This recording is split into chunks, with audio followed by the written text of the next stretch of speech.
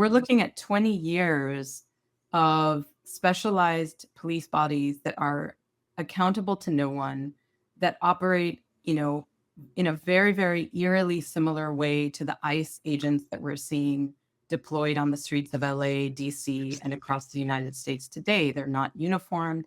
They operate in vehicles that are unmarked, so they can appear out of nowhere, no warning, knocking down doors, shooting people in their beds in the middle of the night. And that is a dramatic change in terms of the experiences of Kenyan Muslims. I mean, they have long, long experienced political and economic marginalization Yeah. as Kenyan citizens.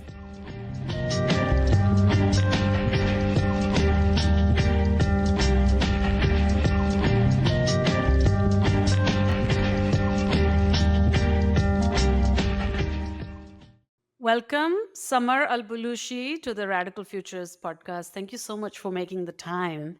Thanks for having me, Bhakti. Yeah, of course. I've followed your work for so long. I think you've even published in Warscapes at some point, and I'm so excited that you now have this book out. I think it's a culmination of years of research. And for those who don't know, you're a scholar, you're an anthropologist, and you are faculty at the University of California, Irvine. You were just made associate professor. Congratulations on tenure. Thanks. And your book is called Warmaking as Worldmaking, Kenya, the United States, and the War on Terror. And it was published by Stanford University Press. And your book focuses on Kenya, which you say emerges as a big geopolitical player during the war on terror. And the US, you are arguing, is more and more outsourcing its wars. And Kenya, unfortunately, then becomes sort of a willing, violent partner to programs of surveillance, counter-terrorism, and hyper-securitization.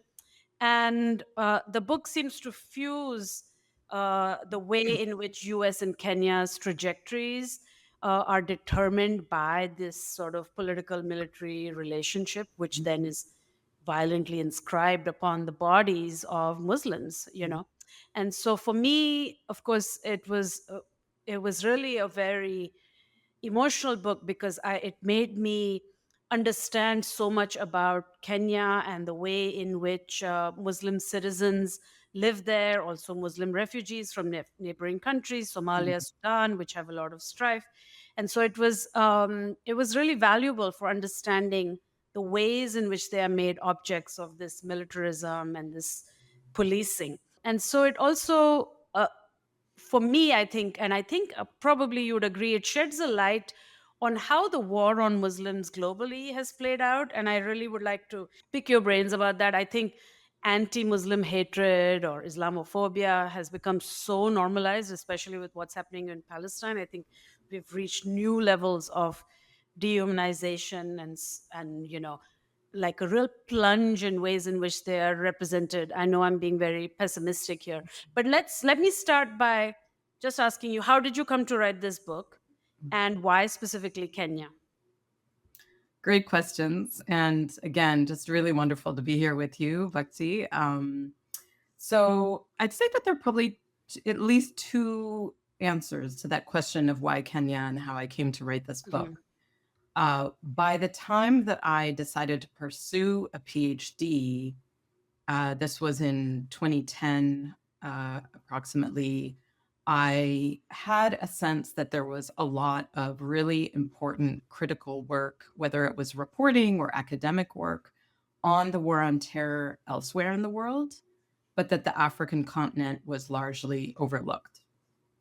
And so by the time I got to do my PhD, I was especially interested in thinking through what this looks like in the African context. And from a personal level, my father is Tanzanian, and so I already had ties to East Africa. I had a certain understanding of some of the political dynamics and the historical dynamics that were at play, which made Kenya a somewhat natural starting point. I did, in my first summer after the first year of graduate school, I did a summer program in Swahili in Mombasa. Hmm. And I fell in love with Mombasa. And so that really ended up determining that it became Kenya. You didn't speak Swahili at home. No, so my mom is white American from Seattle, but she learned Swahili. And my parents would speak Swahili as a code language at home. They never taught it to us on purpose, which my brother and I now, are incredibly frustrated by having to learn Swahili as adults. Um, so, it meant that when I was taking classes initially, there was a lot that I was familiar with, and I have a background in Arabic because I grew up in Bahrain. Um, but nonetheless, I actually found it quite hard to learn the language, and that was another source of um, back and forth with my dad, who insists that it's the easiest language to learn. Listen, when I lived in Kenya, I was learning Somali and that I didn't you know what? Do it. But yeah. Yeah, yeah. So then the second, I think, relevant background in terms of how I came to Kenya and to be thinking about US militarism and imperialism in the region was my professional work background. So I worked for a number of years in the field of international human rights, and more recently with a group called the International Center for Transitional Justice. And I was working with them at the time of the post-election violence in Kenya Mm, in 2007, 2008. And I was struck by the fact that all of my colleagues immediately jumped, because so much of the violence had been perpetrated by the Kenyan police.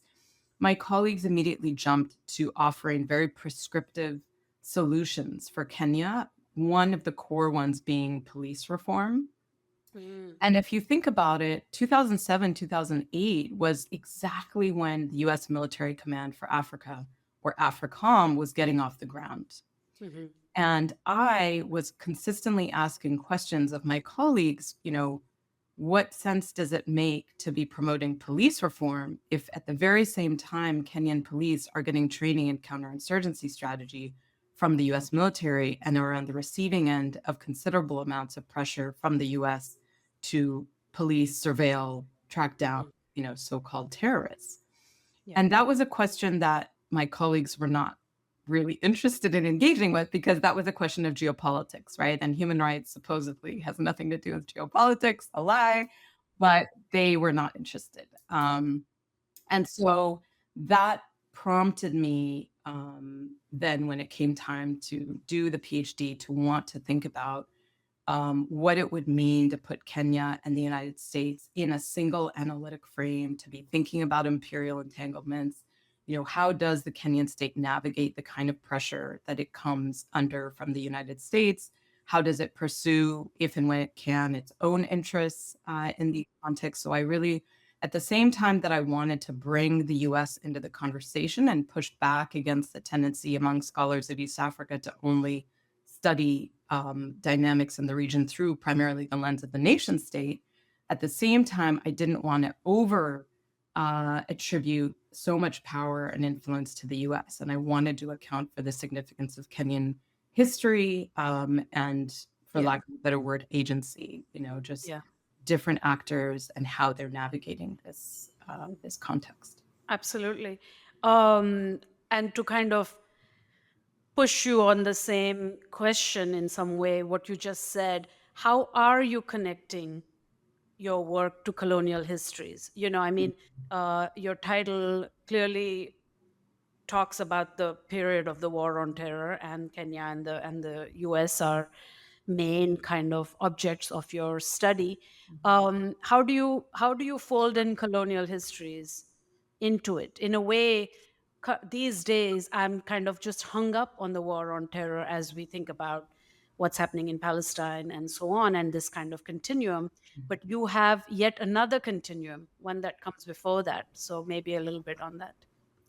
Yeah, so I think there's now more and more recognition among scholars of the war on terror that longer US histories matter for our Mm, understanding of the post 9/11 moment. But there's less recognition of the significance of global South histories and the ways in which those global South colonial histories intersect with and are layered upon US histories, right? As we try to unpack how did we get here in a place like Kenya.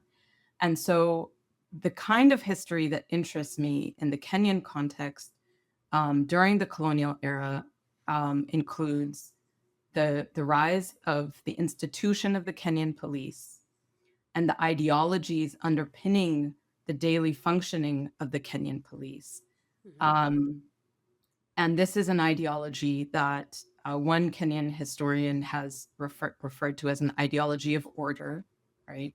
That inherently views any activity that is in any shape or form questioning the given order as suspect and as warranting of some kind of monitoring and crackdown.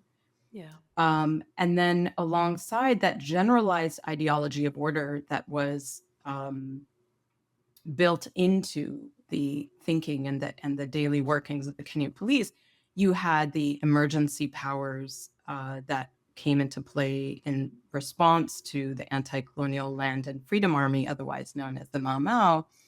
And there we saw more spectacular forms Yeah. of pacification in response to resistance.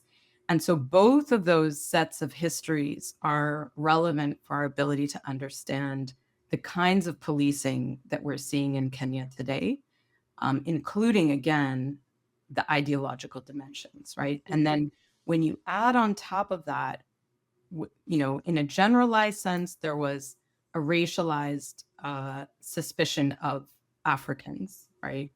But then you add on to that the different ways in which different communities in Kenya were categorized by the colonial administration and how racialized notions of suspicion were attributed to specific populations like the Somalis, like the quote unquote Arabs or Swahilis on the coast. Then you saw Kenyan administrators in the post independence era carrying over those racialized notions of suspicion that have informed the policing of those particular communities today. So Yeah. that's what I mean when I say there's a layering of histories that are relevant. Yeah, yeah, yeah. That makes absolute sense, and I think we can even widen that out outside of Kenya to other countries that are, I want to say, craving geopolitical might. Like India and South Africa. Sometimes, there's a whole kind of history around colonialism and policing. And that sort of keeps moving these sort of events and keeps unfolding in the same way, I would say. You in the start of your book and even at the end of the book, you kind of come back to the Kenyan police training, Kenyan police going off to Haiti to stabilize Haiti. And it's just sort of, I wanted to kind of ask you to unpack what that was, what has happened with it, and why it mattered to you so much, Mhm. why it mattered in this research. Hmm. So I think that the decision of the Kenyan government to lead a multinational police operation in Haiti was yet another example, in my assessment, of the need to look more closely at the geopolitical interests of global South states. Mhm. Because there was a tendency in the lead up to that decision and that announcement, particularly in global North circles, there was a tendency to characterize that decision as Kenya merely responding to a request from the United States, and you saw some language of Kenya as a puppet of the imperialists, and that failed to account for the fact that the Kenyan Ministry of Foreign Affairs had been, for a number of years leading up to the announcement that it would go to Haiti, been hosting meetings in the Caribbean with the Caribbean community, the states that are members of CARICOM, uh, Yeah. during which time Kenya was positioning itself and saying, we want to play a role in Haiti. And so that points to South South relationalities that are going on behind the scenes that those of us based in the global North just aren't paying sufficient attention to. And Yeah. I think it really is incumbent upon us to, at the very least, take the time to study what are the interests there, what are the long-term objectives of the Kenyan government in this regard, and then to place that kind of understanding alongside our understanding of the fact that, yes, the US continues to be the most powerful player, and continues to wield inordinate amounts of pressure on the Kenyan government, and particularly at a time when the Kenyan government is dealing with the levels of indebtedness that it is. Of course, it's going to be making all kinds of calculations about cash inflows, right? Yeah. And the Haiti deployment is a source of cash inflow precisely at a time when the deployments in Somalia are winding down, and therefore they'll be seeing less and less money coming in there. But Hmm. I saw Haiti as kind of a parallel to the decision to deploy Somalia several years earlier in 2011. And there too, um, in that case, the US was actively discouraging Kenya from going into Somalia. Most scholars have Hmm. documented carefully that the US was pleading with the Kenyans not to go in. So, Yeah. that's where we start to see some kind of stickiness in this supposed, Mhm. stable security partnership. And Yeah. of course, when they did go in, it seems as though the US and other players like the EU did what they could to smooth things over. They just incorporated the Kenyan military into the African Union peacekeeping mission in Somalia. So they made it easy for them. But it's not as though they were actively promoting that agenda Mhm. in the first place. Yeah. You have this line, which is, I think, related to what you were just explaining. The US trains Kenyan police in human rights one day and in insurgency tactics the next. And also, the numbers you speak of are staggering, the millions and millions that are poured into this. And it's actually really. Yeah, it's really kind of, it's pretty shocking. And I want to get to the objects, the subjects, whatever the word, of this, crazy policing machine, this surveillance machine, this counterinsurgency machine. And that is always Kenyan Muslims. Either they are Muslims that are from Kenya, native to Kenya, or they are the Muslims, because Kenya gets a massive influx, of course, of refugees, Somalis, Sudanese, all Muslim. And there is an intense othering of Muslims in general in Kenya. And I just wanted to start by asking you, because all your chapters, they have these interwoven stories Mm, of people you met, and you talk about spending time with them, and they've had a family member incarcerated, or they mm, themselves have been incarcerated, experienced torture, all kinds of horrible injustices. And did you go into this research, into writing this book, already knowing, or were you shocked at some of the things you found, or the extent of this? I was very shocked as I read this book. I mean, it was much more deeply embedded, but I don't know how much did you find out and how much did you already know you would mm, uncover. yeah, that's a really good question. So, very briefly, before I dive into that, I just wanted to add one more Mhm. thought in response to the Haiti question, Yeah. because in as much as I think it's important for us to complicate our understanding of what the Kenya US security partnership looks like, and to be accounting for, in some ways, to decenter, the US and account for South South relations. I'm also interested in the ways in which the media downplays the entanglement between Kenya and the United States. So, in the case of Haiti, they would talk about Kenya as though it is a singular sovereign entity disconnected from US empire, right? When in fact it is deeply, deeply embedded and entangled in the workings of US empire. So, it's a little bit of both in terms of the kinds of complexity that I'm trying to get at.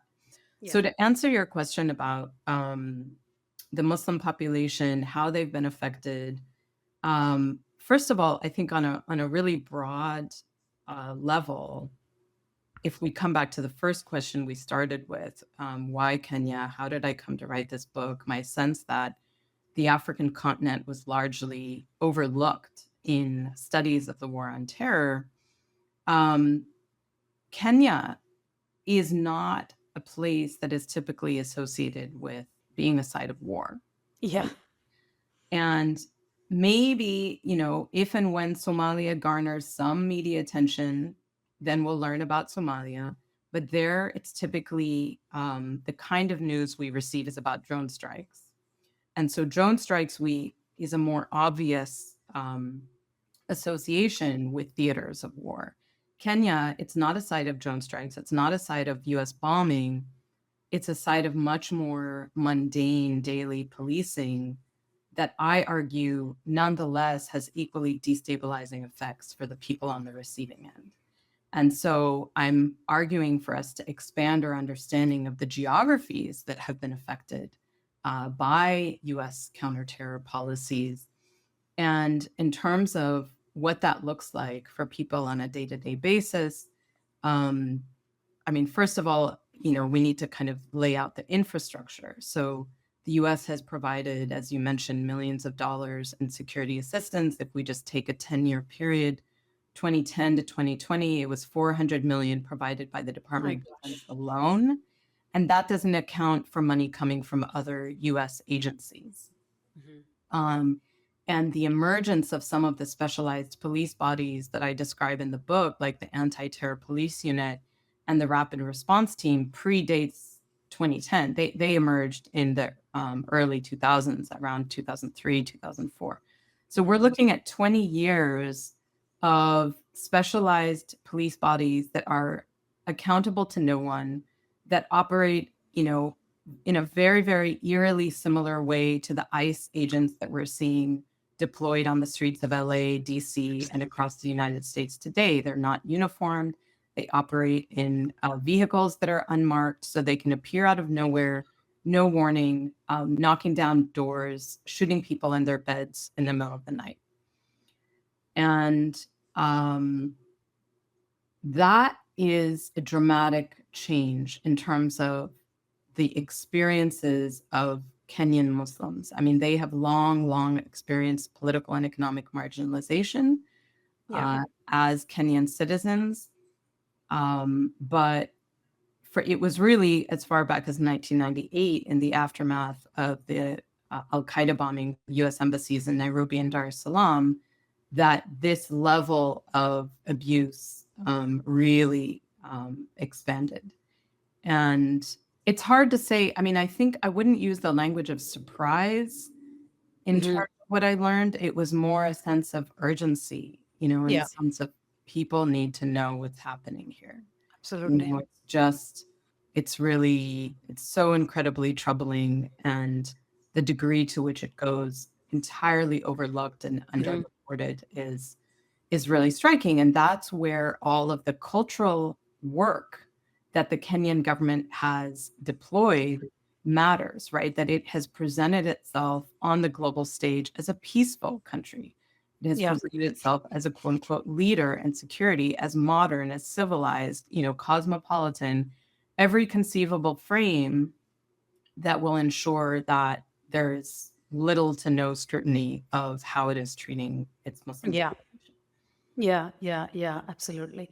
Um, Everything you're saying reminds me, of course, I grew up in India, and it's very hard to convince people in a country that experiences quote unquote terror attacks, terrorism, um, and invariably they are by somebody with a Muslim name or whatever, that this is not a problem, right? And then that narrative becomes entwined with the state in ways that becomes inextricable, and then culture and movies and this and that.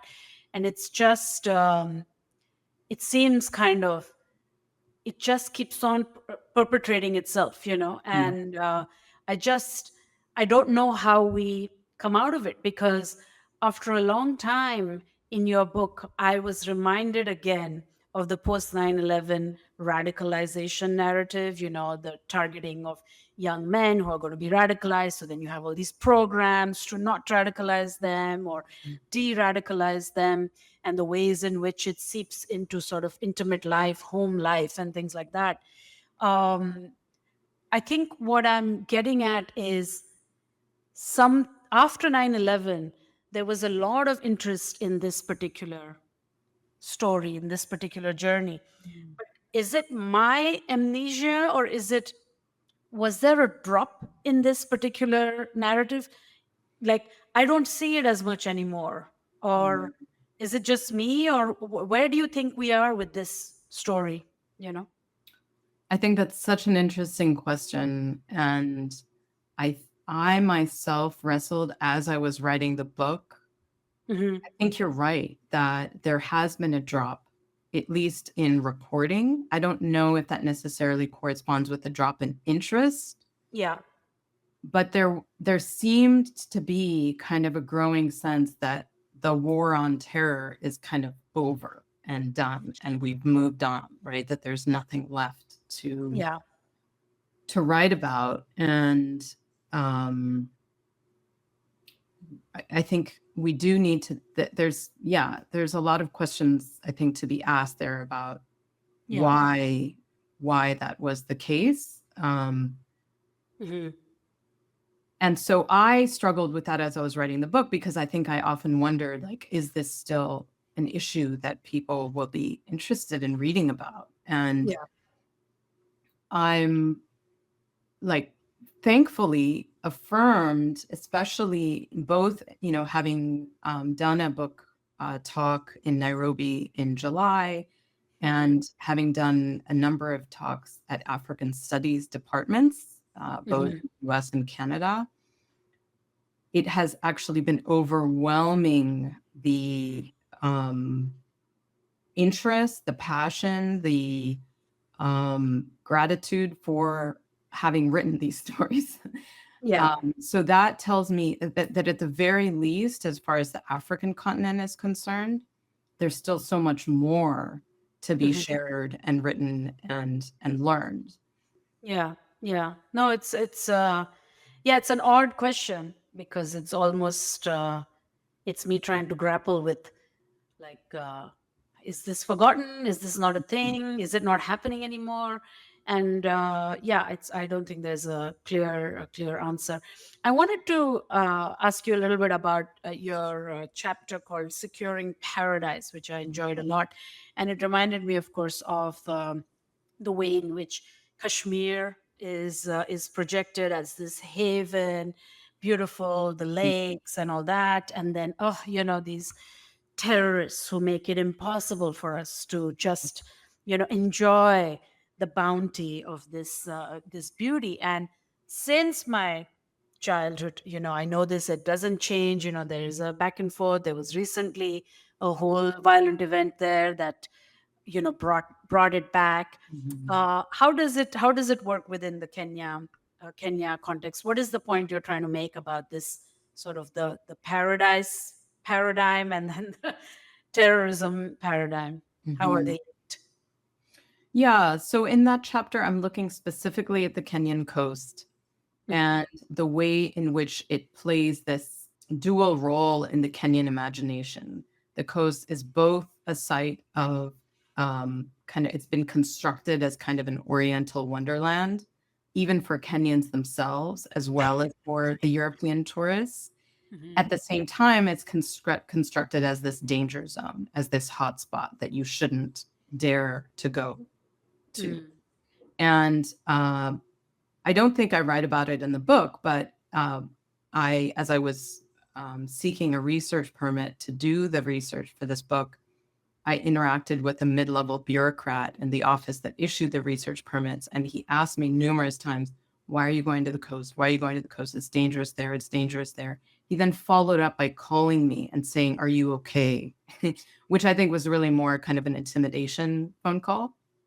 Got it. Um, Nonetheless, so I wanted to kind of unpack this seeming paradox, right, in terms of the meanings that are associated with the coast. And So the Oriental Wonderland is very much informed by the ways in which the quote unquote Arab Swahili population have been racialized as part of the Orient, right? Due to their longstanding ties across the Indian Ocean to the Arabian Gulf and beyond. Mm. And then on the flip side, because of those ties, it's precisely that kind of exoticness that is a way in which Kenya can market itself as unique, right? As a site for particularly white tourists to come and lay on the beaches. So, but at the same time, because there have been a growing number of attacks Yeah. on the coast. And I should say that as far back as the 1998 attacks on the US embassies in Nairobi and Dar es Salaam, the narrative from the government, from the Kenyan government, was that the attackers were quote unquote Arabs from the coast. And that was a narrative that took hold because of longstanding histories of political mobilization and resistance on the coast. Here I'm thinking, and I write about in another chapter, that the role of the Islamic Party of Kenya Yeah. was a very, very vocal critic of the Kenyan government. And so the broader Kenyan public bought into these narratives, right? That it's these quote unquote Arabs on the coast that are the source of instability. And after 98, you saw an attack at a hotel in 2002 in Mombasa. And since then, there have been smaller scale Yeah. attacks, after which you have the US government, the UK government, other European governments imposing travel bans, travel restrictions on their own citizens traveling either to Kenya in general or to the coast specifically. That then has obvious ramifications for the Kenyan economy, which is hugely dependent on tourism. And so then you see these, what I describe in that chapter are efforts by the Kenyan state to reassure these European visitors that it is still safe to come to Kenya and to come to the coast, which then requires a doubling down on the policing of those Yeah. populations. So I open the chapter with the story of one young man who is harassed by the police in a completely arbitrary way. And that's just one, of many, many examples that we can think of that Yeah. capture that kind of policing and criminalization. Yeah. Do you know how the legibility takes place for the police? I mean, we're talking about Black people. Mhm, We're not talking about such vivid phenotypes or markers that mhm. immediately demarcate one person from the other.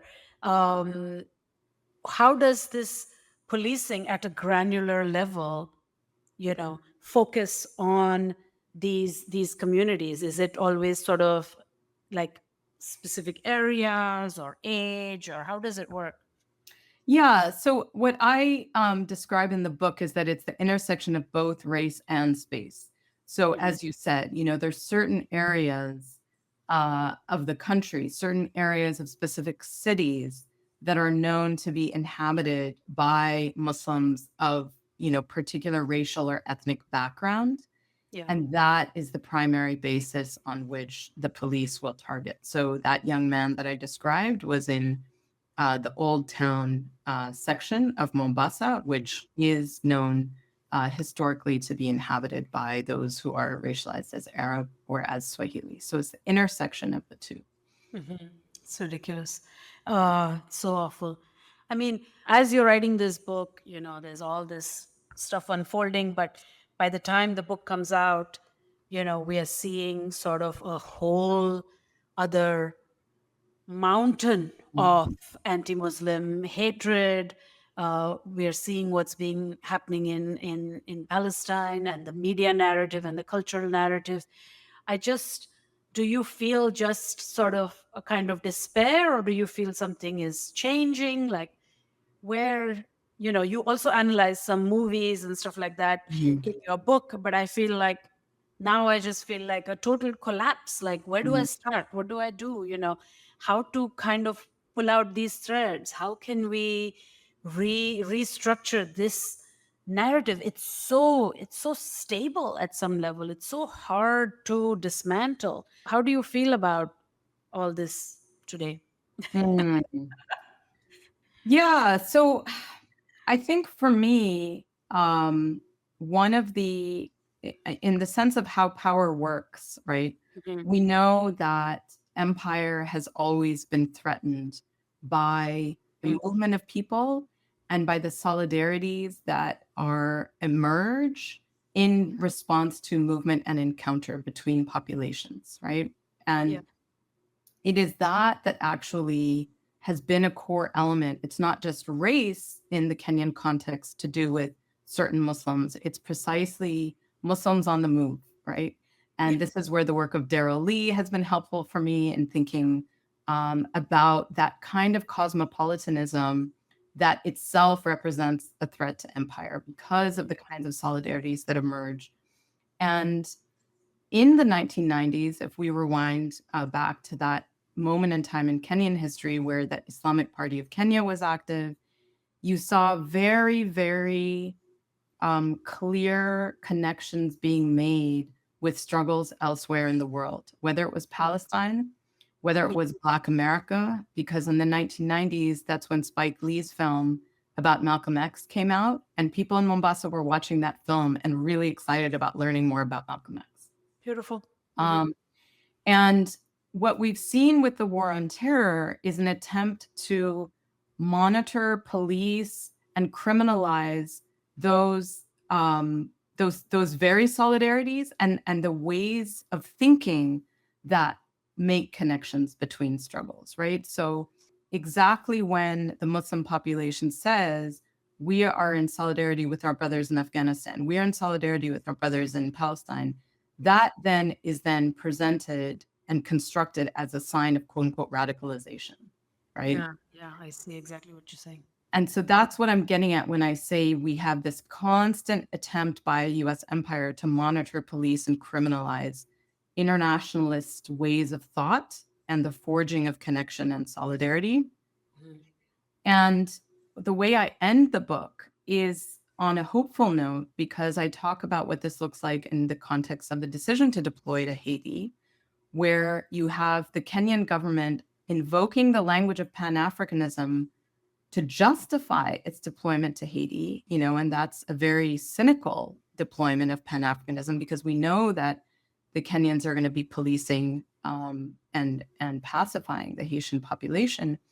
And yet, the very invocation of Pan Africanism then opens the door for both Kenyans and Haitians to be learning more about each other's histories and struggles against colonialism and imperialism.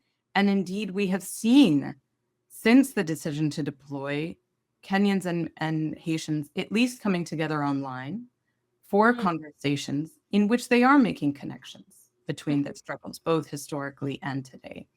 And so I think for me, there will always be that spirit, right? And that potential for solidarity that has room to grow. And I think we have to maintain faith in that.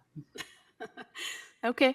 I think you sort of answered it because I just understood it when you said it, your title, which says "War Making as World Making." For me, I sort of love this title, but at the same time, it's very despairing Mm, because to me, it evokes perpetual wars. And the only way we build, the only way we come together, is we come together for violence mm, and to dehumanize some group or the other. You mm. know, I know you're saying something positive in some way right now, but was I right to think of the title of the book in the way I did? Yes, yes. I mean, I think it was a risk, to be honest, in me picking that title because the risk is that that is the primary message, right? And Right. I don't want it to be the only Okay. message. Yeah, I mean, it's not so much, it's not like a title is the only message. I mean, of course, um it's despairing, but it gives pause, and it makes us, and it makes you think. And academics, I think, generally, there is a tendency to overemphasize Mhm. sort of solidarities and radical No, fair connections on enough. one side or Fair the enough. other, you Yeah, know. so I see where the cynicism is coming from, and I do think it's also important to recognize, and I was trying to do that, at Yeah. least a little bit of that in the book, that, um, there are all kinds of tensions and contradictions within projects of international solidarity. Yeah. Absolutely. No, Um, I believe that. I believe it, otherwise we would all just collapse and yeah. whatever, I don't know, not be out here having any conversations at all. So I believe it. I believe that all world making is not only via war, of course.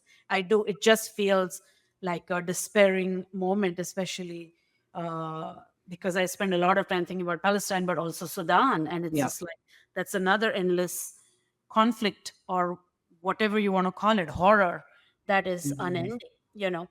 So it's just tough to find all institutions just sort of on some verge of collapse, but I think we have to keep moving. So let me move to the question of resistance, right? Mhm. I think you very much talk about the way worlds are built by people who have been objects of policing, militarism, violence, all of that kind of stuff, and the way in which they remake their lives, make and remake their lives Mhm. despite it.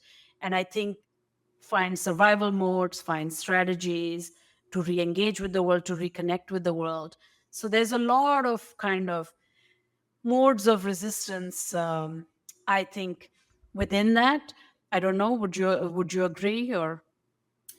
Yeah, so I think what I'm trying to do in the book is shift away from thinking about more mainstream conceptualizations of resistance, the heroic Sure. figure that stands up to empire. And this is a good, way to expand and develop what we've just been talking about because um even as I'm talking about the open, like, the room for solidarity to be built, that's just a first step, right? And there's so much more that would need to develop beyond that in order to build, like, concrete resistance to the forms of power that we're Mhm. confronting. And, um, I, uh when you were talking a few minutes ago about feeling a sense of despair in response to Sudan, Palestine, Mhm. I think when we are physically and geographically removed from these sites, it's easier for us to feel a sense of overwhelmingness and despair. Mhm. For the people who are directly in the thick of things, there isn't really much room for that, right? That they Yeah. do just have to survive. Yeah. And so that is what I'm trying to capture in the book, right? Is that more often than not, the room for maneuver is very, very limited, right? That for you to, like, um, stand up and challenge the powers that be is to take huge, huge risks to your life. And so, on the one hand, I want to um, de-romanticize that kind of a figure, largely because there's a huge price to pay, Mhm. for taking such a strong stance. Yeah. Um, and I think we need to just kind of think about the more mundane strategies that people employ in their daily lives that are not as sexy in terms of our understandings of resistance, but Yeah. nonetheless represent more of the reality for the bulk of the world. Absolutely. Absolutely. Yeah. Yeah, no, I understand. I understand. Yeah, and also those small modes, or those kind of, you just have to kind of plunge into and survive and make sense of things, and keep moving. Those kind of modes, anyway, there is a lag of time before they become legitimized also as resistance. When a sort of narrative gets exposed, it takes Mhm. a long time before that type of those type of strategies come to the fore, I think, I would say. But I want to talk also, very quickly, as a last point, in a way, about actual heroism. Mhm. Kenya, as you know, has erupted, the Gen Z protests, and they are largely focused on police brutality. Mhm. And I want to, of course, I mean, not just police brutality, I mean, the finance bill and all those things. I just wanted to know if you think some of the thinking that you've uncovered in your research is some of that part of those protests.